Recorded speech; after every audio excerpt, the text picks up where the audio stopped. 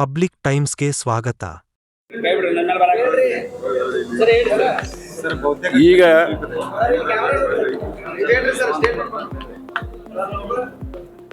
ಇವತ್ತು ಎಣಿಕೆಯ ಪ್ರಕ್ರಿಯೆ ಮುಗಿಯುವ ಹಂತದಲ್ಲಿದೆ.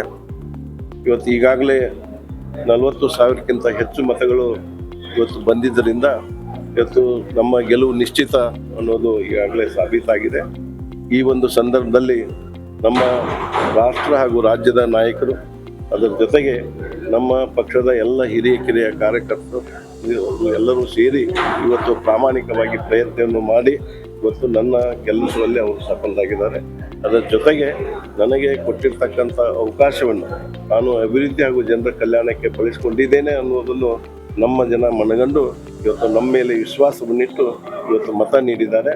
ಅವರಿಗೆ ನಾನು ಆ ಒಂದು ಮತದ ಋಣವನ್ನು ಇನ್ನು ಮುಂದಿನ ದಿನಮಾನಗಳಲ್ಲಿ ಇವತ್ತು ಪ್ರಾಮಾಣಿಕವಾಗಿ ಅಭಿವೃದ್ಧಿ ಕೆಲಸದ ಜೊತೆಗೆ ಅವರ ಕಲ್ಯಾಣಕರ ಕೆಲಸವನ್ನು ಮಾಡಿ ಅವರ ಒಂದು ಋಣವನ್ನು ತೀರಿಸ್ತೇನೆ ಅಂತ ನಾನು ಹೇಳ್ತೇನೆ.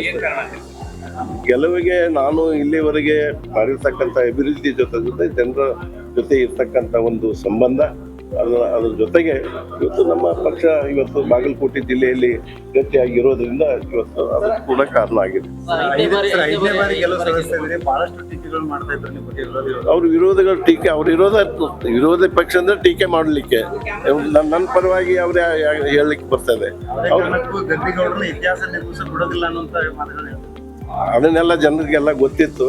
ಜನ ಬಯಸಿದ್ರು ಮತ್ತೆ ಗದ್ದಿಗೌಡರು ಲೋಕಸಭಾ ಸದಸ್ಯರು ಆಗ್ಬೇಕನ್ನೋ ಒಂದು ಇಚ್ಛೆ ಅವ್ರದ್ದಾಗಿತ್ತು. ಆ ಒಂದು ಜನ ಅವರ ಇಚ್ಛೆಯನ್ನು ಈಡೇರಿಸಿದ್ದಾರೆ. ನಾನು ಯಾವತ್ತೂ ಕೂಡ ಜನರಿಗೆ ಋಣಿಯಾಗಿ ಇರ್ತೇನೆ. ನಾನು ಅದ್ರ ಬಗ್ಗೆ ಬಹಳ ಯೋಚನೆಯನ್ನು ಕೂಡ ಮಾಡೋದಿಲ್ಲ.